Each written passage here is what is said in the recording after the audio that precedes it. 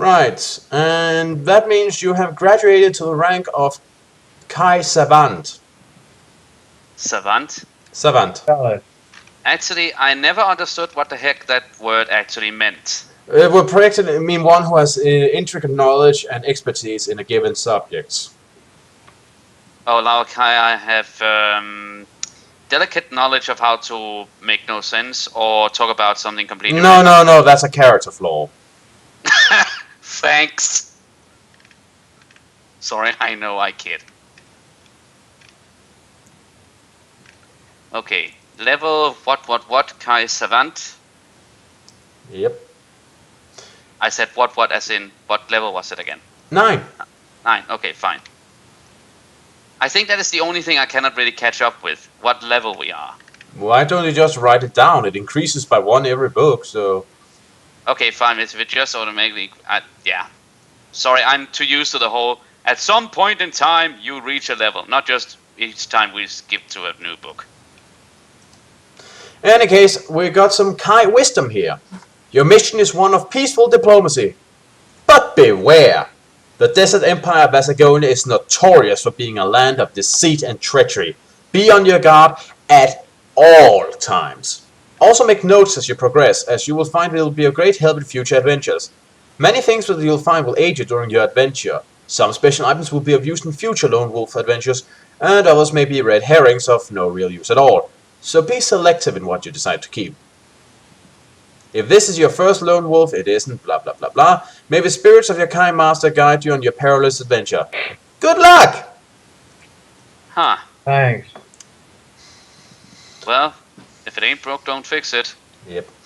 For 25 days, the Vasagonian galley sails on a steady course for its home port of Barrakesh, with only a brief stop at the Duranese harbor of Port Bax to break a safe but monotonous voyage. You use your time aboard the ship to good purpose, learning the Vasagonian language from the ship's crew. They are only too eager to teach you, asking you only return tales of your adventures in the last lands. For many of the sailors, these are the most exciting stories they have ever heard. By the time you reach Barrakesh, you have both mastered their language and won their respect. This sounds a little too good if you ask me, but yeah. Well, if nothing else, it kind of makes sense since our camouflage training means that you're kind of trained in assimilating. Ah, okay. Okay. Yeah. Anyways. It is early afternoon when the ramparts of the desert capital are first sighted on the horizon. You push your way through the cheering crew and join the envoy at the prow of the ship. Beaming with pride, he hands you a telescope and invites you to view the land of his birth.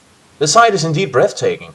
You stare in fascination at the golden domes, minarets, and green-tiled roofs shimmering beneath the desert sun, and marvel at the splendor of the grand palace which dominates this magnificent city.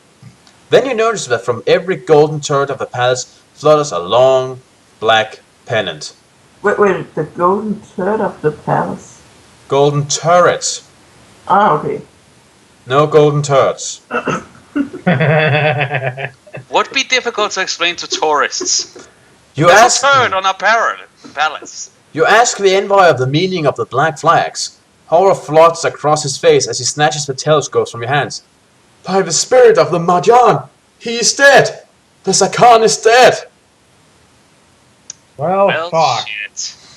As the bad news spread through the ship, you pray that the peace treaty will be signed and honored by the Sarkhan's successor. However, the envoy is less than hopeful. The harbor of Barrakesh is deserted save for a handful of citizens clad in black, and the only sound that greets you is the toll of a funeral bell echoing through the harbor on this day of mourning.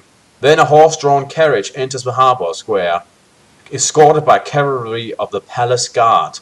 It halts, and a doorman in turquoise robes steps out to meet you. 1,000 greetings, Lone Wolf. I am Mauk, and I welcome you to our city on behalf of my master, His Most Supreme Magnificent, Sarkhan Kima. The envoy gasps upon hearing the name of the new Sarkhan. He turns to speak, his eyes full of fear. It's a trap! You must... His warning is cut short by the blade of Mauk's dagger. Suddenly scores of black-clad warriors emerge from the shadows. They are Shanasim, elite Vasagonian bodyguards. They close in, surrounding you on every side. You must click quickly if you wish to survive this deadly trap. Well, that didn't take frigging long. Now we're being attacked by the Sims. The what? Yeah. I got nothing. Do you wish to stand and fight against these overwhelming odds? Do you wish to surrender to Moog and his warriors? Or do you wish to try to run back to the galley? Choices. Let's try to fight them. Yep. Alright, we pick up the fight. The grim fish on a sim encircle you. The razor-sharp scimitars glint in the afternoon sun. Take him, shouts Moog. But take him alive! Reluctantly, the warriors sheath their swords and wait for a chance to rush you. 6 lie dead at your feet before you are eventually overpowered. You are brave, Kai Lord, says Moog in a mocking tone. But you will need more than bravery to save you now. Do you guys get the feeling that in his spare time he's just twirling his mustache like a villain? Yeah. I don't think he read the evil overlord list. But he does do one thing that's probably gonna throw a stake in your wheel, to translate a Danish phrase. You are stripped of your backpack, your weapons, your gold crowns, and all of your special items. God damn it. There isn't enough F's to drop an F-bomb here. Everything is taken away! This... Okay, I cannot say F, but this sucks. Oh, you can say fuck. It's okay. Your hands are tied behind your back and you're pushed headfirst into the waiting carriage. Back to the palace! Commands Moog as he climbs aboard and slams the door. The Sarkhan awaits his prize! You fight to free the cords that bind you, but Moog is quick to see the danger. He grabs your arm and forces a dart into your skin. As sleep engulfs your senses, you hear Moog's wicked laughter fading into the silence. May I? Yes? We need a wicked laughter, so I will try and make one.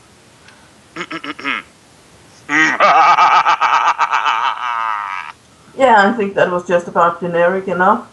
Yeah. Thanks. Right. Also, you should list everything you've confiscated on a separate piece of paper, if you so you know what they are in case you should recover them. Oh. Well, I do not know about listing on special kind of paper, but I have a little rule of thumb over here. Every time we lose a bit of equipment, instead of just scratching it out so I have to rewrite it again, I just overmark it with red as to say we don't have that item anymore. Well, I think you should write it down so we can see if we can find it again. We'll wait. in any if it's so you know you don't confuse it with the other stuff you deleted. All right, let me see. In any case, you wake up in great discomfort. Every muscle of your body feels knotted and bruised. Your force open eyelids clog with dried sweat and look with dread at your wretched surroundings. You are lying on the hard stone floor of a prison cell. Over above the far wall, beneath a window crisscrossed with iron bars, is a low wooden bunk covered in filthy rags. Cockroaches, some the size of field mice, scuttle along a foul-smelling gutter that disappears into a grating in the floor. Well, that's scary. You discover that your hands are free and slowly pull yourself upright into a sitting position, resting your back against the cell door. A faint draught from the corridor outside provides the only relief from the stifling heat and bad air of the cell. It's stifling. Stifling air, heat and bad air of the cell. In the distance, you can hear footsteps approaching. Then there's a jangle of keys and the creak of hinges. A door closes with a dull thud. More footsteps. They're getting louder. They come to halt outside the cell door and a loud voice bellows outside. "Sleeping on duty, Sephro! You'll wake up on the other side of this door if the captain catches you." The chair scrapes along the ground and a startled voice full of indignation replies, "Curse your hatch! The second doesn't want the Northlander taken to the Grand Hall until sunset! You cheated me of 2 hours sleep!" "Shut up, Sephro," snarls the first voice. "And listen hard. I just come from the armory. Some interesting trinkets were found on the Northlander. Worth a great deal of gold, I'd say.